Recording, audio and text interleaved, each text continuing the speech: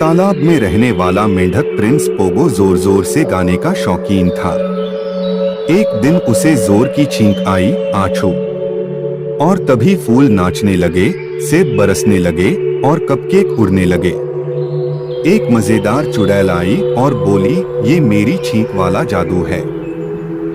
Pogo ने उसे हंसाने के लिए जोक सुनाया और कपकेक में फिसल गया। चुड़ैल हंसी, जादू टूटा और अब जब भी पोगो छींकता सब हंस पड़ते।